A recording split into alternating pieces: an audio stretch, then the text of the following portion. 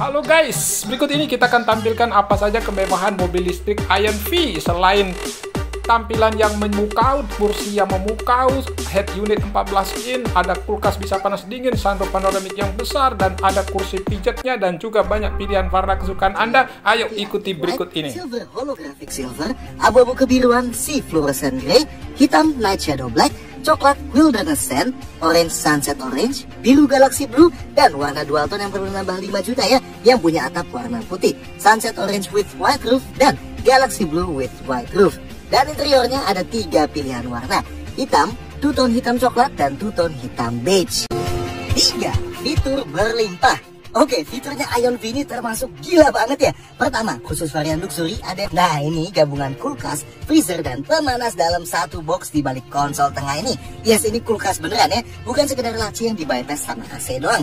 Nih, kontrolnya dari belakang sini nih. Kalau klik tombol yang gambar bunga es ini buat jadiin kulkas ya. Nah, suhunya bisa di-set dari 0 sampai 20 derajat Celcius. Suhu segini misalnya buat naruh minuman dingin gitu ya, bisa. Nah, kalau klik yang paling kanan, itu bakal jadi freezer. Ini suhunya bisa di-set -1 derajat sampai -15 derajat Celcius. Ini bukan lagi dinginin, tapi bekuin ya. Jadi kalau mau bekuin es krim atau zat apapun yang butuh beku, bisa nih. Dan ini kita cobain masukin es krim yang mulai meleleh selama 15 menit dan keluar lebih beku dibanding pas masukin ya. Dan kalau diklik yang kayak asap ini, bakal jadi pemanas. Nah, ini bisa kita set dari 35 sampai 50 derajat Celcius.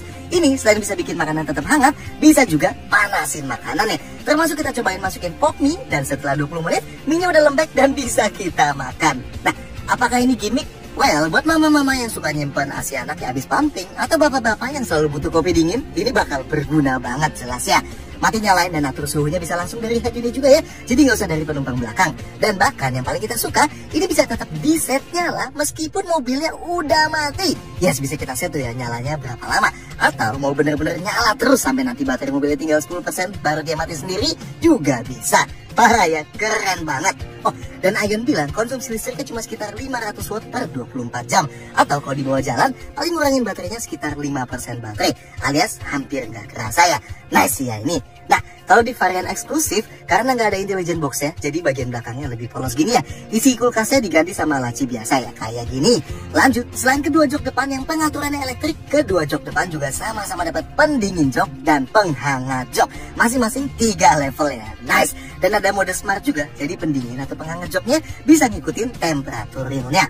Dan yang lebih gila, khusus varian luxury, kedua jok depan sama-sama ada jok pijetnya. Yes, ini jok pijet beneran ya, bukan kayak di Mercy entry level gitu, yang cuma maju mundurin joknya buat bikin kita seger. Ini beneran jok pijet. Tuh, lihat di joknya langsung ya kan.